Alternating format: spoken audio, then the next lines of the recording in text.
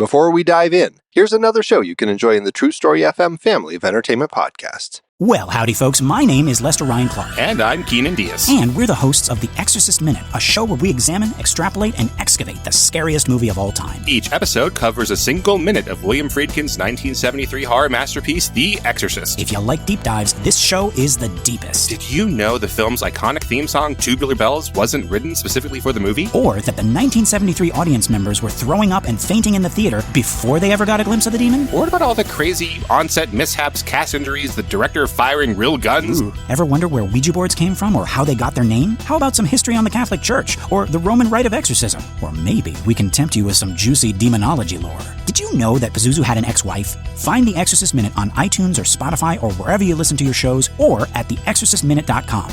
Until next time, folks, the power of The Exorcist compels you.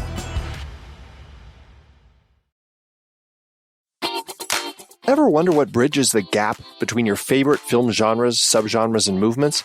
CinemaScope is here to explore these connections, taking you on a thrilling odyssey through the ever-evolving art of cinema. I'm your host, Andy Nelson, and in each episode, we embark on a deep dive into the forces that sculpt the world of film.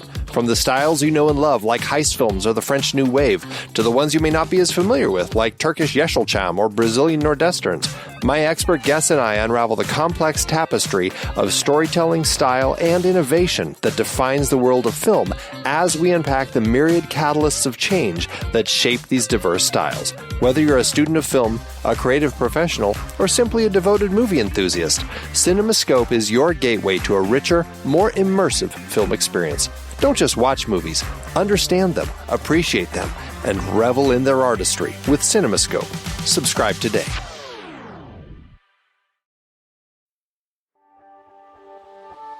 Hooked on you, baby, you're golden. Time moves, I never noticed, just can't get enough. Got me wonderstruck. Hello, everybody, and welcome to Make Me a Nerd. I'm Mandy Kaplan, and this is my podcast. This is my mission to explore all things nerd and geek culture. As a mainstream person, I have avoided sci-fi and fantasy and video games and anime and basically fun my whole life. So I have decided now in my old age to really dive into all of these things and see what I've been missing out on. And today my guest, maybe not a self-proclaimed nerd before I asked her to do the show, but now that she's on the show is revealing some more nerd tendencies to me. I am very honored to have one of my favorite people in the whole wide world. She's a brilliant musical theater performer. She is a very talented, very successful voiceover artist from shows and games you all know. And she's just one of the most kind-hearted people I know. It's Justine Huxley. You're going to make me cry. I love you, Mandy. This is really, I love you. This is such a great chance to say those things because that would just be weird at the mall telling me that. You could just say staring into your eyes over smoothies. Oh my gosh, I love you. I love you. So when I said you want to do my show, you said, yeah. But I think you and I have different ideas of nerddom because I thought and I'm going to tread lightly because I know your love of Disney is very deep and real. Oh, yes. And those who love it, it's very deep and real. And I said, why don't we talk about your nerdy love of Disney? And you said, oh, that's not nerdy. Well, see, because there's so many Disney fans, I felt like it was a little bit more, it's become more mainstream, all the Disney stuff, So, but I'm happy to come on again and do Disney for all your of second this stuff season. has become mainstream. Yeah. It's coming for all of us, right? Yeah. I mean, even musical theater now is like on TikTok. There's musical TikTok now. And it's become so much more popular than it used to be. It's incredible. Right. There's almost no such thing as nerd culture anymore. It's just my initial mission was sci-fi and fantasy, but now I'm really branching out. Yeah, totally. Love it. As is evidenced by our topic today. But before we get to blown away, what other things are you nerdy about? Well, I am the biggest Stephen Sondheim nerd ever. For those that don't know, he's the greatest musical theater composer of all time. Mandy does not agree with me, That's but debatable. but I, at the age of 4 years old, I think I saw my first Stephen Sondheim show. My parents took me to see A Little Night Music, and I fell in love. I had all the PBS tapings of Into the Woods, Sweeney Todd with Angela Lansbury, A Little Night Music, all of the cast recordings. I was a big Rodgers and Hammerstein nerd.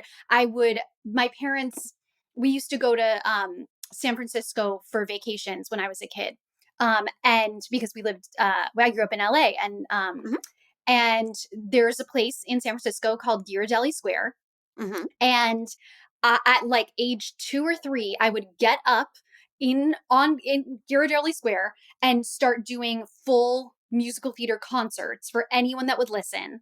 Damn the timing of this, because this was before phone cameras and yes, posting, I know. or you would have been a viral sensation. I would have been a TikTok child star.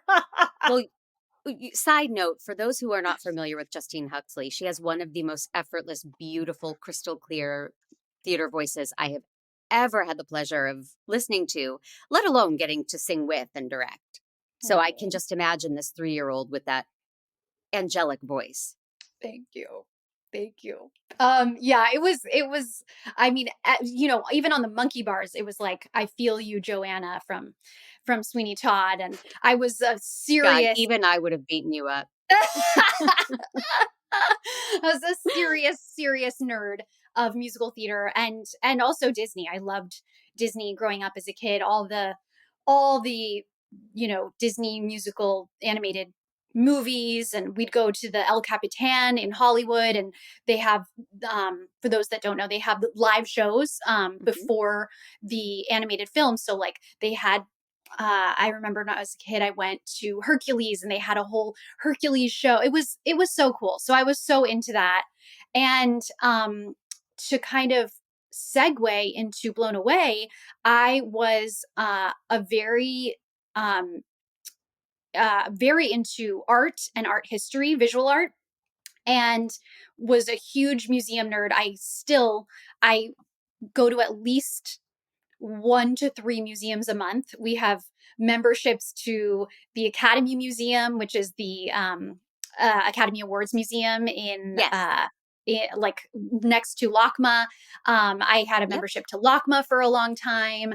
I go to the Skirball all the time. I go to the Getty Museum all the time. I just love museums. Any city that I'm traveling in, I usually go to at least 1 to 3 museums in that city. I'm just such a museum nerd. And I avoid them at all costs. Really? I'm not a museum person. Really? At all. Oh, that's so interesting. I love natural history museums and science museums. I'm so into that nerddom. The Natural History Museum in LA has an incredible butterfly exhibit every year outside, and I'm obsessed with butterflies and learning about the different animals and dinosaur fossils I'm so interested in. That's so nerdy, but I love it. God, Justine, I didn't know. There are so many topics I could dive into, but right before we get into Blown Away, the glass blowing competition series on Netflix. Yes. You just admitted something to me. Yes. You were trying to talk to me before the podcast. Before the podcast, which is so wrong. Shut it down. It has to happen on the podcast. Yeah. So as a voiceover artist, you get to go to these cons. Yes, which is also incredibly nerdy. All these Comic Cons are so nerdy in the best way. I love them so much. People cosplay as different characters. So I'm in a video game called Apex Legends, and it's so cool to get to see people cosplay as my character. My character is incredibly nerdy as well. She's a French electrical engineer scientist that makes super funny and punny dad jokes, and like things like I'm currently at the top of my game. Get it? Like currently. all the electrical jokes, and don't be shocked, stuff like that. And Yeah. so, she's just the biggest nerd, my character, and I love her. And I get to meet all these amazing video game fans, and it's so cool. But this last Comic Con that I went to was called DreamHack in Atlanta. And the main reason they brought us there, me and two of my other castmates from Apex, was because they were starting to do more D&D. For those that don't know, stands for Dungeons and Dragons. And For me, so it's drama and dance, but okay. drama and dance. And so I performed every day of the con in D&D live sessions. We filmed them. They should be up in the near future online to Great. watch. There's a musical D&D adventure, which I think you would love, Mandy. I feel like you would love to be a part of it because it's all about improvisation, comedy, creating characters, working with other people, trying to find a common goal. And has been so much fun. I just started. This was my first time ever playing. I just started, and I don't know that much about D&D, so I'm really learning. But the cool thing is the crowd went crazy because there's a type of die called a 20-sided die. And if you roll a 20, it's a really big deal. And so it's like the highest you can get, and great things happen to you in the game. So on my first game, I rolled 6 20s, and the crowd went crazy. Yeah. Had a very good game. And then they started, the D&D people of the con started calling 20s the Justine roll. So that was very exciting for me. Nice. So nerdy, you have something named after Named you. after me. Yeah. It was pretty great. Well, we are, when we wrap up the main show, we're going to talk a little more. We're going to dive into some voiceover and gaming stuff and show stuff for our members only. So let's save all of that. We are here to talk about Blown Away on Netflix, which has 4 seasons. I think Is it that has correct? even more now because they do holiday specials as well. So Oh, they okay. do like mini holiday specials. I'm very nerdy. I'm very into this. I've seen every single episode. Which I love. And I was watching it while I was getting my hair colored. Thanks for Nice. noticing. And even my hairdresser was like, "Oh, I watched this show." And I'd never even heard of it or Oh, wow. imagined it existed. That's so cool. I'm so you glad really I are turning introduced me it on to. to something here. Oh, great. So when you said, "Can we talk about Blown Away, the glass blowing show?" I was like, well, that doesn't sound all that nerdy to me. But then I watched the trailer, and these people and their approach is very nerdy. This Oh, was yes. nerdtastic as far as I'm concerned. These It's characters so and intense. It's so intense. yes. Yeah. I should have told you I have such an aversion to sweat. Oh, And I didn't know when that. you were like, "Let's watch a glass blowing show," I was like, okay. And every There's shot is so people much dripping sweat. sweat. And I was like, "Ooh." Yeah. There's I'm the one most who, sweat. at the end of Rocky, I'm like, I would not have hugged him. I just would have walked away. Like, that is so gross to me. So I can't be in a relationship with a glass blower. Heads up, glass blowers. I'm not available to you for That's so romance funny. or being in the same room. Well, what if they shower? Well, sure, but being in that room, ugh. Oh, so hot in there. I feel so bad for them. It's so Yeah. hot. They're drinking like gallons of water, and they're just, wow, that's a rough life. Yeah, with their punties and their glory holes. Mm-hmm. Are we not supposed to giggle when we hear the phrases punties and glory holes? It's hilarious. And a kneeler and all the interesting words. I've learned so much from Yeah, but the a show. kneeler doesn't sound dirty. No, it doesn't sound dirty. Glory hole definitely sounds like something. Yeah. So, my only knowledge of glass blowing is the Chihuly Museum. And I've only done the Yes. mini one in the tower, in the, what do you call it? The Needle. Oh, nice. And, Okay, so yeah. yes, I went to the big one, the big Chihuly, like down below. I'm sure you did. And once you've seen Chihuly, Yes. all other glass blowers don't stack up for me. I mean, Oh, it's incredible. He's so incredible. And it's interesting, if you watch the show over time, I think there's multiple glass blowers that have worked for Chihuly.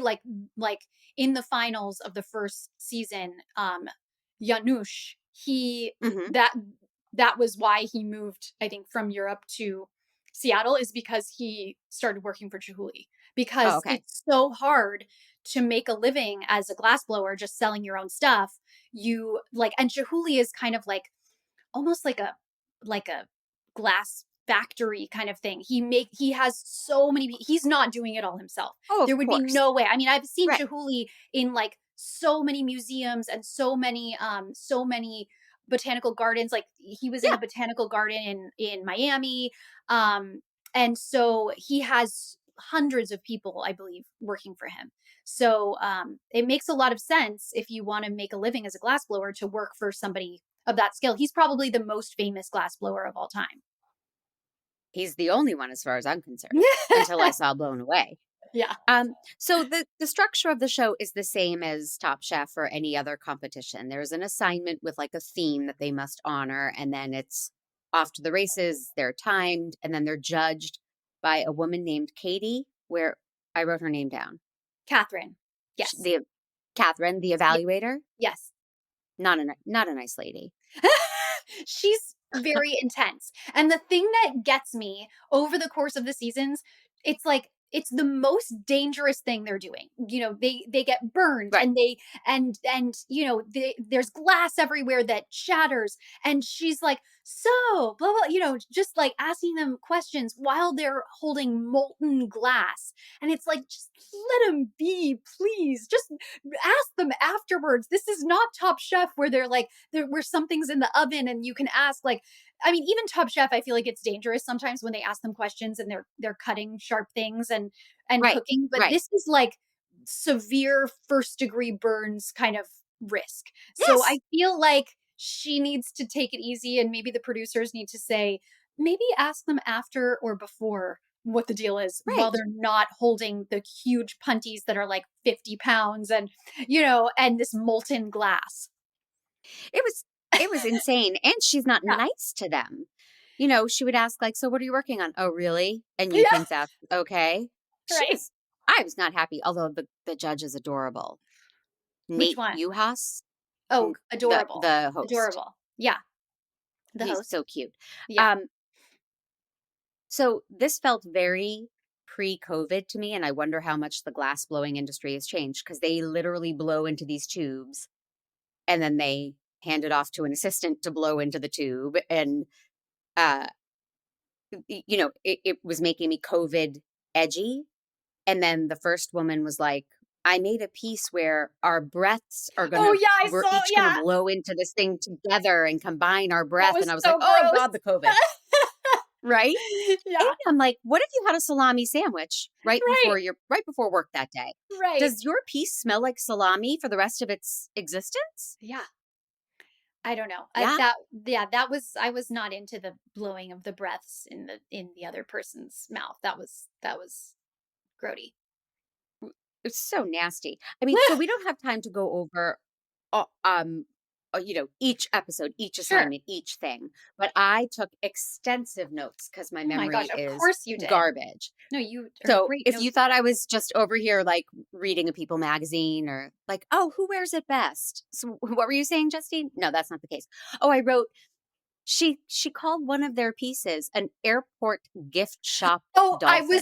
I was gonna talk to you about that. That to me is the biggest insult for, I feel like, ever for a glassblower. That was so embarrassing. I was like, oh, cringing inside, And these and I just people, felt so this is bad their for him. livelihood and their I art and their know. soul. I Fuck know. you, Catherine. She's trying to be like the Simon Cowell of Blown Yeah. Away. Yeah. Oh, I was really insulted for him and protective of him after that.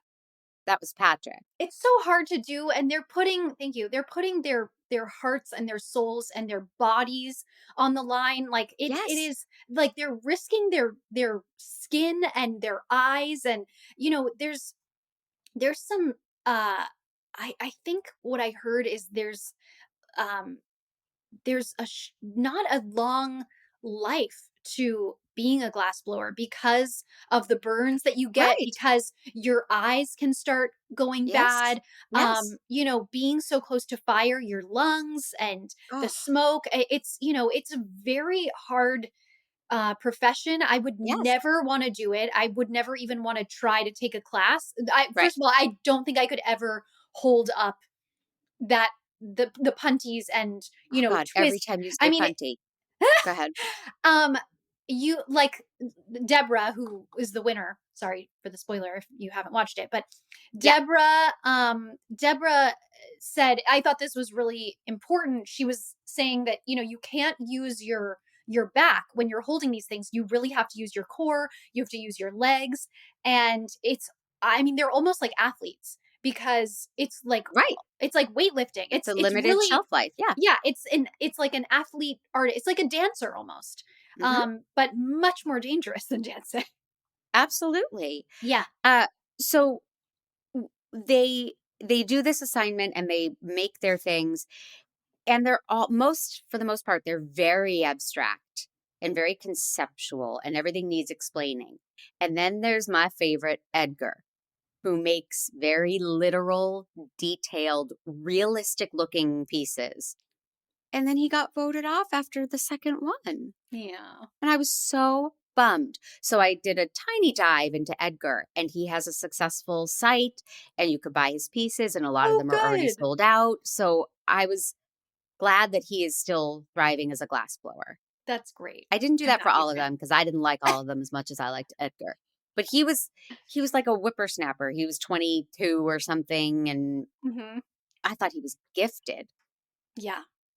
I think Do you the prefer the thing more that abstract ones or? I like both. I just I'm enamored by everything. I just think it's incredible. Like even the ones that aren't as good, I'm like, I can't believe you did that. Like I get proud for them and I just feel like how could you know, most people could never do that. I could never do that. I You also have to be such an incredible sculptor. Like you don't just have Yeah, to be a great technical artist. You have to be a conceptualist, you have to be a creative, and you have to be such a great sculptor because sometimes people are making hands and faces and right, right. cakes and eggs and you know it's Oh, I just like even just sculpting clay for me is very hard. I'm much better with my drawing and painting, but like sculpting I just think it's a whole other world and it's so difficult. yeah, I'm not good at any of it. So this all feels very, exciting and foreign to me. Oh yeah. Um, so they they get through the first episode, and then the second episode was called Potluck Party, and I they had to loved that episode because I right, love they had to food. do So food. food Right. and They had glass is like my two favorite things. I love it. right, right, right.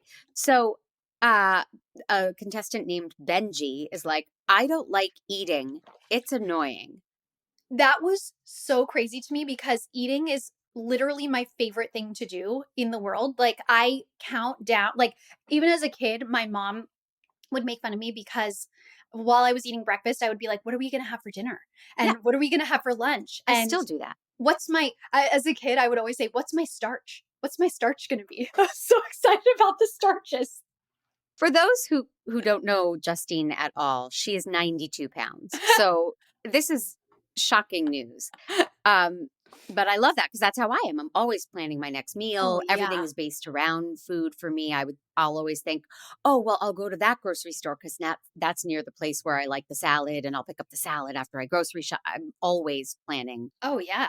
food. I, Yeah. I don't I don't understand these people that don't like food. They think it's a chore to eat Yes. and they eat like the simplest things Right. like I'll just a have a bowl hot of cereal dog. for dinner. Yeah, a hot dog with nothing on Yeah. it or just a grilled cheese. Like I know some kids only eat mac and cheese and grilled cheese and it's like Mhm. where's your fiber?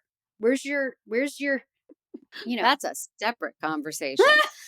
Uh, but yeah, so I was like, well, good luck on this goddamn challenge, Benji. Get him off the show. I don't want anybody who says I don't like food. But then Leah, freaking Leah, is like, I'm going to talk about it rather than just make an ice cream sundae or something about food.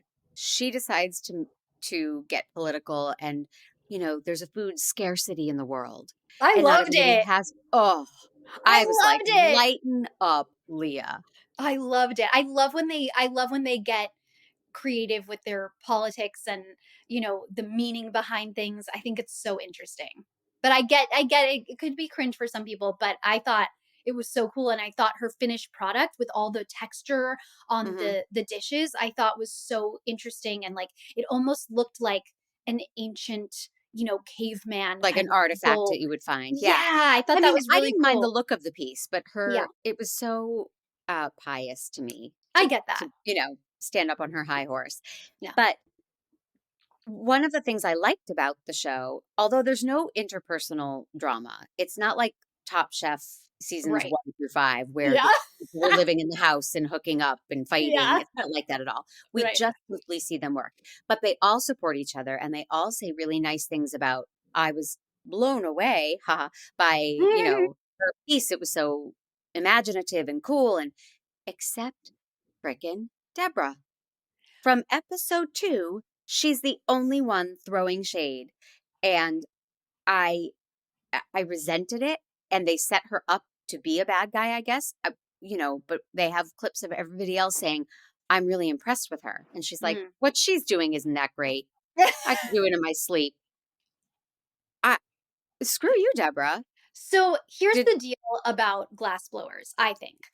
Um, I feel like glass blowers are like surgeons, and surgeons, I think some of the best surgeons are very egotistical and have a lot of confidence. And I feel like if I were to pick a surgeon, I would want them to be extremely confident in their abilities. And they say brain surgeons and heart surgeons are like the most narcissistic, egotistical people, and you would never want to marry, which I think is so funny. But Right.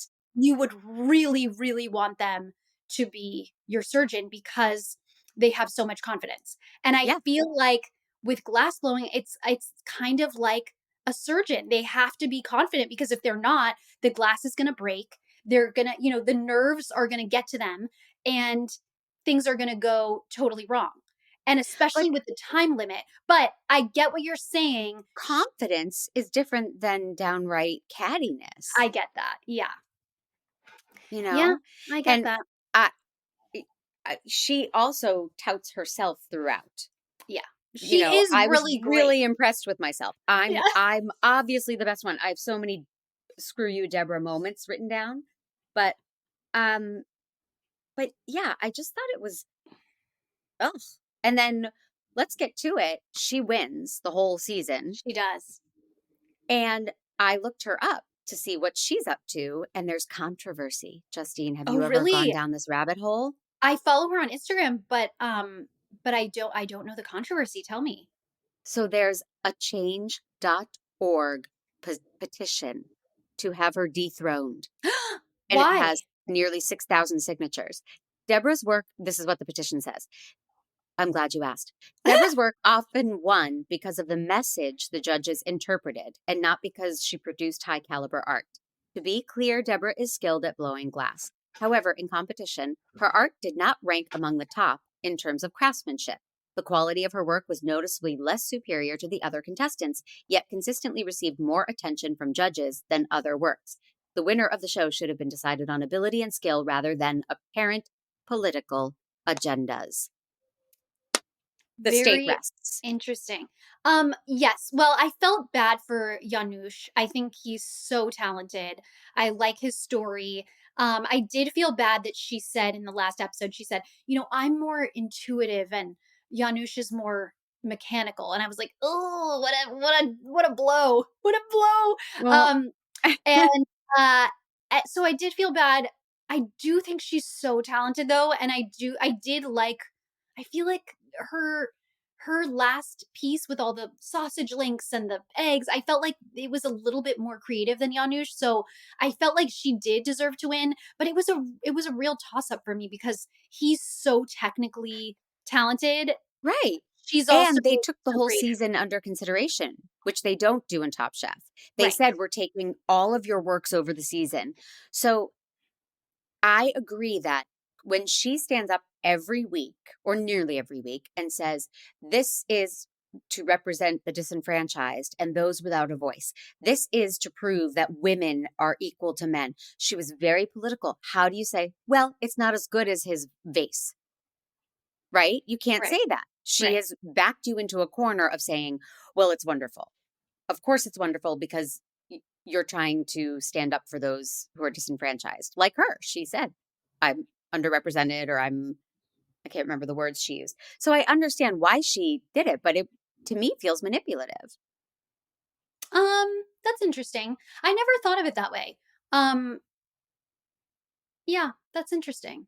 I'm I really here still to enlighten you. I still really enjoyed her work. Like I loved those taco stands with the Venetian glass. I thought that was beautiful and um I don't know. Sometimes I feel like these shows are interesting because they do show like in Top Chef, sometimes like they're very technically beautiful and they use the tweezers and they put everything but maybe it doesn't taste as good. But Right. hers like tasted so good with the creativity to me and I was super into that. I just preferred Yanush's work. I mean, I thought they were we both can great, very we different. can take it to the streets and battle it out West Side Story style later. Okay. But I really preferred Janusz from the beginning. I was always it's hard not to say blown away, but I was always blown away by his work. Mhm. So Benji gets the axe because what kind of idiot doesn't like food? He's fine. And the guy before him Edgar. I felt so bad for whose glass just totally broke in the first episode. I felt so bad and that's Oh I know yeah. that's the nature of glass is that, even the best glass blowers in the world, glass breaks all the time and it just makes me so sad like, if it's 1 degree hotter, 1 degree colder, your glass can completely break and that is like such a metaphor for life. It's like Right. if one thing does and I don't know. That's another reason why I really gravitate towards this show is because I feel like it's not just the technical, it's so creative and there's so many metaphors and deep meaning in this for me. I don't know. I It's love it. yeah, I see that. To me, it's a little too stressful. It's like we used to watch, they did The Voice for kids Mm, and watching a 10-year-old get told, like, you're done, you didn't win the votes, go home. And then they go crying. And it was like too upsetting to me. mm, It was mhm. like, oh God, hearts are breaking, glass is breaking. It's almost too stressful. Even though I Interesting. enjoyed the work that they were producing and learning about glass blowing Yeah. as a competition show, every week somebody would almost be near the end and psh, the glass would break everywhere. And I was like, no, It's it's so too, sad. yeah. And that one guy put shards of glass on a table. I And know. I like that felt was so his bad for piece. him.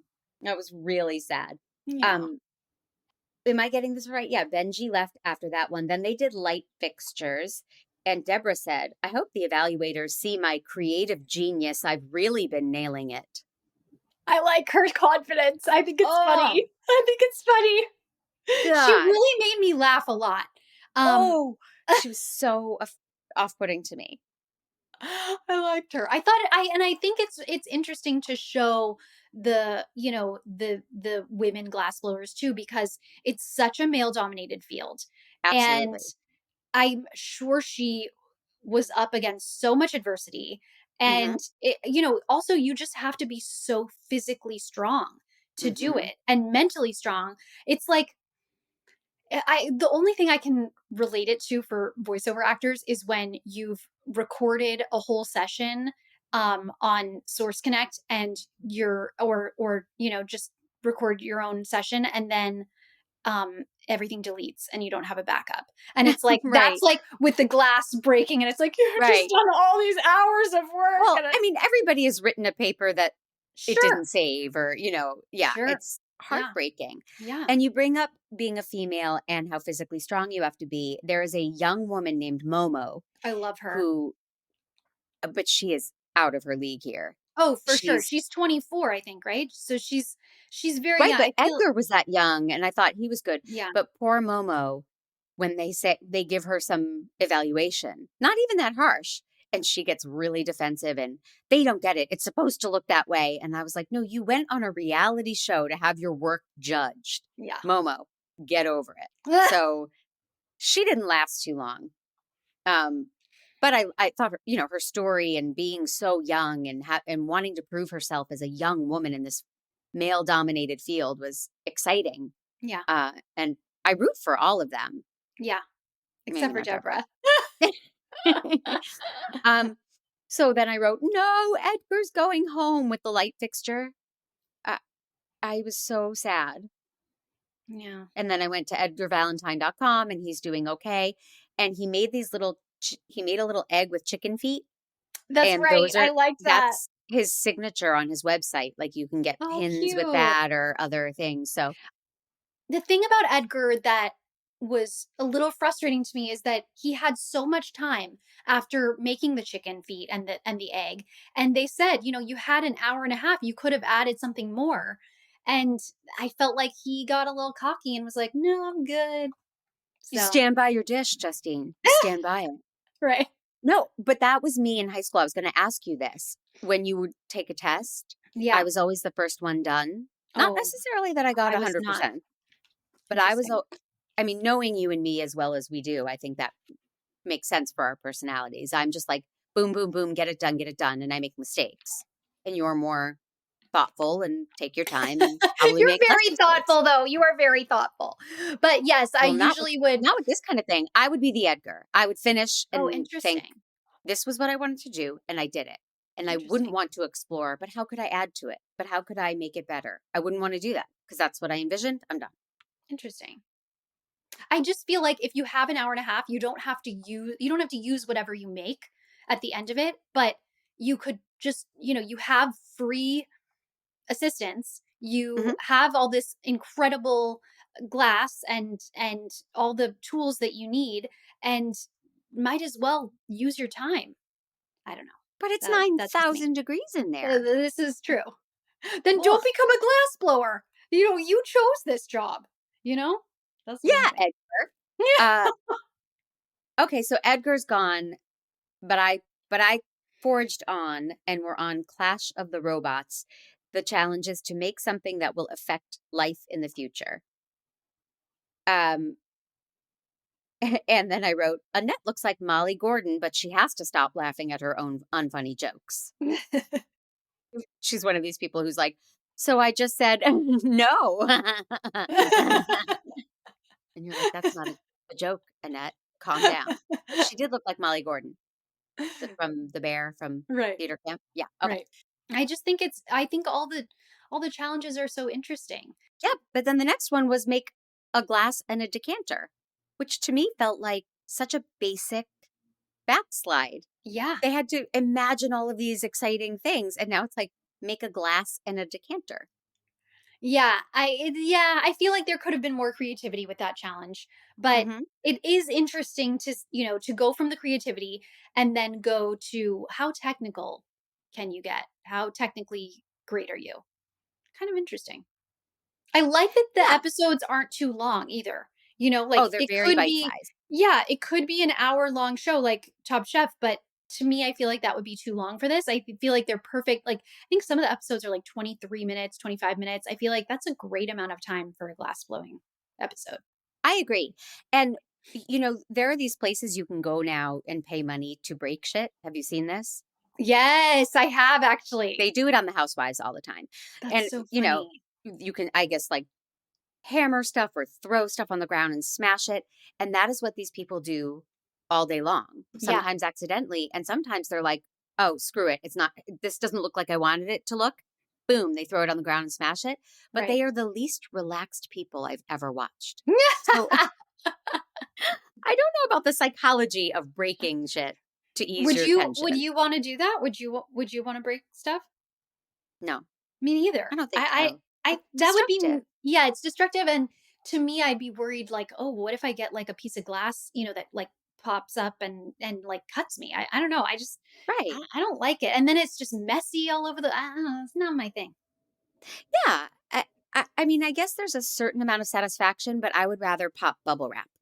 Oh, I love That's popping my bubble thing, wrap. right? At my friend's wedding, she had a whole floor for the first dance. It was covered in bubble wrap, and we all danced on the bubble wrap. It was That's so like Mr. beautiful. Megorium's Wonder Emporium. Do you know that movie? No, I haven't seen it. Oh, it's so good. And Dustin Hoffman dances on bubble wrap. Oh, I love I love that. that movie. This challenge about the glass and the decanter, they had a sommelier as the guest judge. And I saw Janusz's piece, and he made a very funky looking decanter and glass, but he did this pattern. I didn't write down what it was called, but it looked like it was wearing fishnets. Oh, yeah, yeah, yeah. It was stunning. Oh, And I he's wrote, so oh my God, he talented. has to win. He has to win. He has to win. And he won. So I felt really good Yeah, because that was just above and beyond what everybody else did to me. yeah. But I said, okay, I got in the weeds here, Justine, buckle up. It's not fair that the sommelier said it was her pet peeve to hold the glass and then hold it against Momo. That's subjective. That's an overall complaint with the show. Top Chef deals like it has real world importance. This is artists trying to please one person's taste. And I read an article in Cosmo that agrees with me. That's really interesting.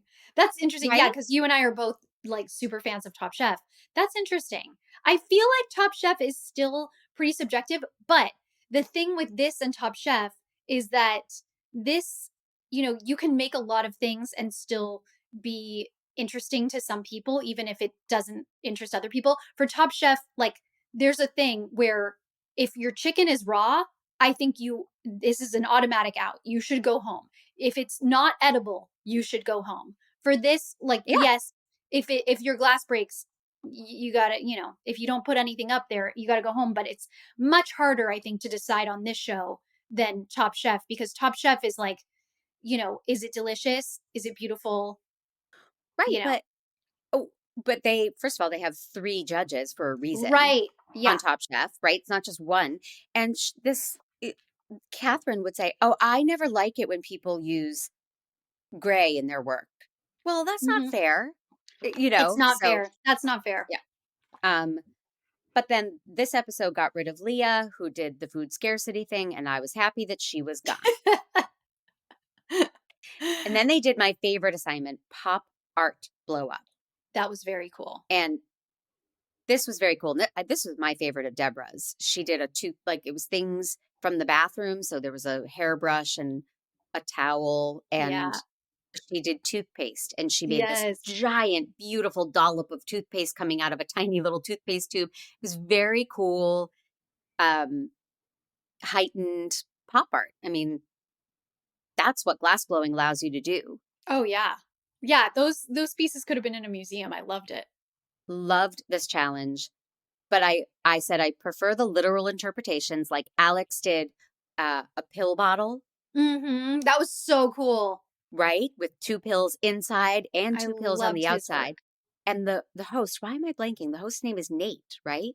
I'm pretty sure. They And switched the host after a few seasons. So he's not the current Oh. host. But yeah. Okay. Well, this kid, he's so cute. He picked up one of the pills. And I was like, oh my God, put it down. That is Yeah. made of glass. You're going to Yeah. break that. Yeah. He consistently in the judging would pick up pieces, and my heart would start beating faster. I wonder if that's why they replaced him. I mean, it seems like a pretty, the director would be in his ear going, don't pick up the pieces, but maybe he was allowed to. Maybe. And if he dropped them, they would already have been judged, right. so, Yeah. but that I felt like bottle was Alex very cool. I felt like Alex was consistently underscored, or you know what I mean? Like, I felt like he was so good, and Yeah. he didn't really get as much recognition as I thought he should, but he ended up, I believe this was years ago, but he ended up being on the holiday shorter season, and he won that. So I was so happy good. for him because he's so talented. He lacked color. He didn't use That's true. colored glass. But for technically, almost he was all of his so pieces were good. clear. Right. He was a brilliant artist, but yeah. they showed us this color drawer and how they melt the color down and use it, and Yeah. he very rarely did. But that Yeah. pill bottle was absolutely impressive. Yeah. Then they did a partner challenge, and Alex and Janusz did the kettlebells with the bubbles to show the difference between weight and light. Loved it. Jaw drop. Yeah. This is me with my jaw on the floor. So good. It deserved. Oh wait, it didn't win. Okay. So I wrote what? It didn't win. What? And I had a million exclamation points. But then they pulled the old switcheroo. Oh, we're not going to send anyone home. Right. How do you feel about that on a reality show, Justine Huxley? It gives me a sigh of relief. I love when they don't send people home. Like, I'm a huge Dancing with the Stars fan. It is one of my favorite shows. I'm obsessed. I like go on Reddit all the time. I'm on their TikTok. I'm on everything, all the socials. Mhm. And the first week, they did a big surprise and they said, we're not going to send anyone home. And I was like, this is so wonderful. I love it when Top Chef doesn't send anybody home, when Blown Away doesn't send anybody home. I also watch Great British Bake Off. They didn't send anybody home the first week. It is just like I can breathe again. I feel like I have my life back. I just feel so overjoyed for the people. I love it. You are too kind for this world. I'm like, that's bullshit. You made a set of rules and you said people were going to be eliminated. And I have an overblown sense of right and wrong and justice. Follow your own rules. That's so funny. The I- thing I don't like is when they as do. much as I'm happy Yeah. when they don't get eliminated for them, but Right. as a viewer, it's like you just pulled the wool out or pulled the rug out. And I don't like that. I don't like it when they don't send anybody home and then the next week they send 2 people home. That gives me a lot of yeah. anxiety. I hate that. But if they say, if it's some reality show where they say, you were all so incredible, how could we pick, sometimes from Top Chef they do that. Like, God, every single dish was incredible. We really can't send anyone home. I appreciate that. You're a Disney princess and I ain't. This is where I complained about what you said earlier. Catherine's visiting them and distracting them. And I was like, stop it. And so much distraction. That's my least every favorite single contestant? Yeah, that's my only least fair favorite way. part of the show. That's my least favorite part is when and I also feel like, I'm sorry to say this, but I just don't feel like her questions are always the most interesting or important for the show. I feel like she's too tall.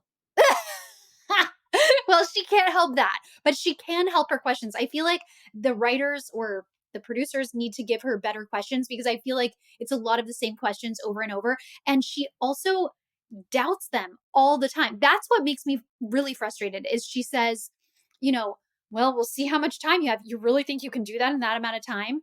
Mm-hmm. Girl. But that's supposed to set up dramatic tension for the audience. I get that, but God, they're not going to finish. What if they don't finish? I don't like that. She's supposed to be like their mentor too. And I don't like that she said that. Oh, she's not a mentor. She's a bitch. I'm married to a reality TV editor. So I do see things often from his perspective of why they do things a certain way. And that to me is a clear, I have to set up a ticking time bomb situation. Yeah. I'm sorry to say this also, but I really feel like wardrobe needs to step up their game with her. With Catherine? Oh, yeah. Oh, yeah.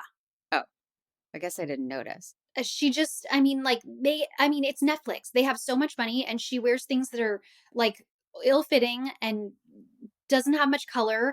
And it's Canada.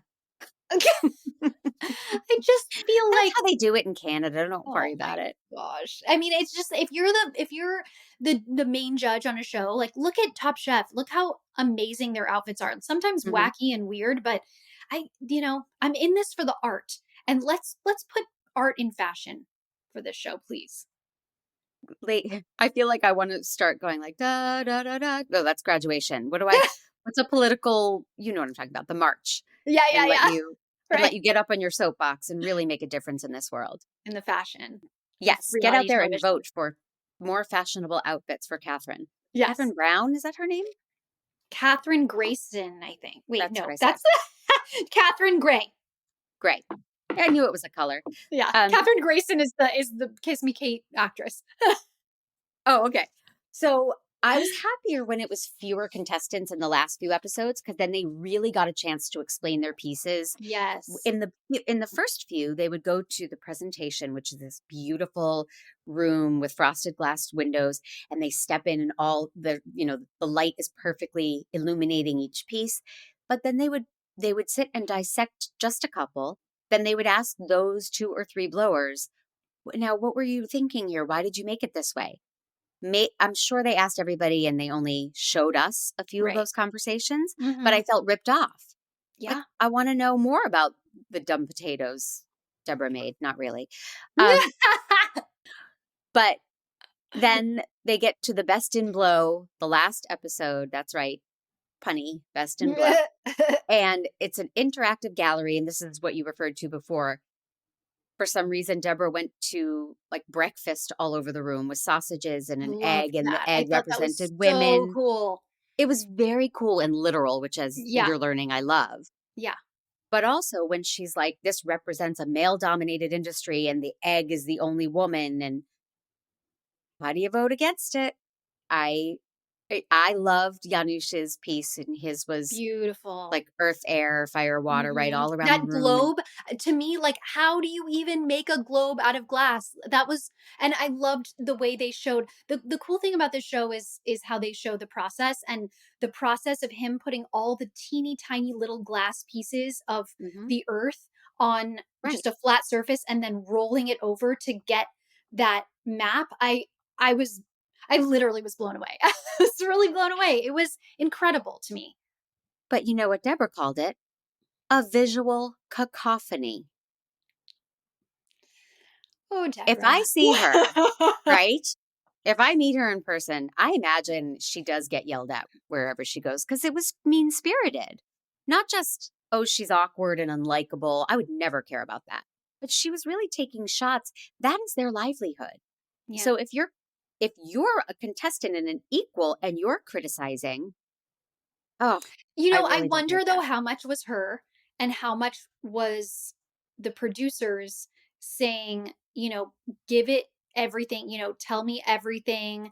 You know what I mean? Like sometimes with reality shows, you never know what the producers are, edging you to say and what is No, what do you your own mean? thing.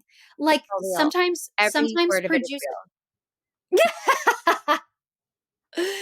No, I know that. But there's so much editing that goes into it, and I don't, with the amount of interview pieces, they didn't do that many. And it Yeah. was so obvious that other people were only raving about their colleagues' work and that Right. she always had a negative thing to say. Even in this last finale, now it's just down to you and him. Just say he's a genius and I Yeah. hope to win. Yeah. But he's amazing. But I want to win. That's Yeah. okay. I want to beat him. Fine. Yeah. Deborah, call me. You need some life advice. or you just need to be a producer on the next season. I would. I totally would. We're done with our blown away talk unless there are points I didn't get to make or things you were dying to talk Let about. me look at my notes. Please. Well, first of all, I just love all the puns about being Right. blown away. I think Yeah, me that's too. so cute and adorable. The other thing I wanted to say is I really love how they mapped out their creations and you saw the process of the chalk and some people were on the floor using chalk to map out what they wanted and you could see like their brain ticking and some people used the glass board and use that. Some people were just drawing with charcoal on a piece of paper. I thought that was so cool. And like the visual artist in me was like really nerding out over that. I loved that. I loved how when you saw the colors before they started going into the glory hole and before they started melting, they were one color and then it would change into the other. It was just like, it looked like magic molten glass.